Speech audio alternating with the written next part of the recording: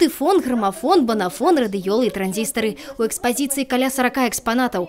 Ідэя такіх рэтра-выстаў у абласной навукова-тэхнічнай бібліятэцы ўзнікла 2 гады таму. З тае пары паспяхова рэалізуецца і знаходзіць шырокі водгук у наведвальнікаў.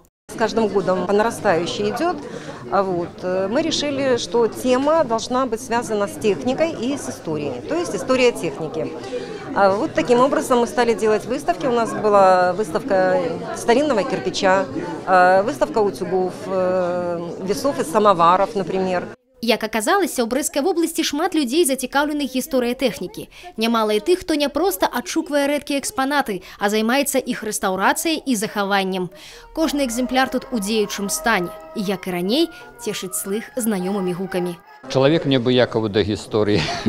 Я калі это пачаў збіраць, я не магу сказаць дакладна, калі просто бачу цікавыя рэчы, которые зроблены з душою, і я іх тады спрабую аднавіць і давесці да таго, што яны працавалі. Мяне цікавіць з такой вось тэхнікі тое, што механічнае, не тое, што в розетку включаецца, то я ўжо лічу найноўшай гісторыяй, і гэта я не збіраю. Сваімі ведамі пра радыёпрыёмнікі, транзістары, пласцінкі, аб тэхналогіях і вытворцах тэхнікі з прысутнымі падзялілася дырэктар музея Брэст-тэатральны, для якой гэта не проста экскурс у мінулае, а цёплыя ўспаміны пра роднае і блізкае. В основном из нашего музея представлены экспонаты уже более современные, то есть экспонаты 50-х и 80-х годов, то есть это уже электроника.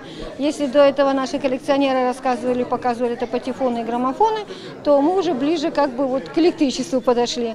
Вот. Одна из таких интересных экспонатов – это радиола, то есть это такой аппарат, который сразу можно слушать пластинки и можно также слушать радио. Дагэтуль існуе меркаванне, што такога аб'ёмнага і жывога гуку сучаснай тэхнікай дасягнуць немагчыма. Некаторыя меламаны сцвярджаюць, што ў пласцінках жывуць душы музыкаў.